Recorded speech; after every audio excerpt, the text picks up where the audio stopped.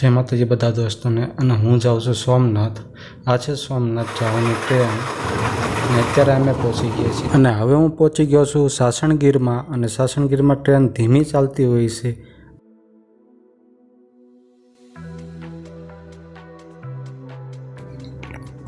દર્શન કરવામાં તો બહુ મોટી લાઈન હોય છે ત્યાં, અને અમે પણ લાઈનમાં ઊભા હતા દર્શન કરવા માટે।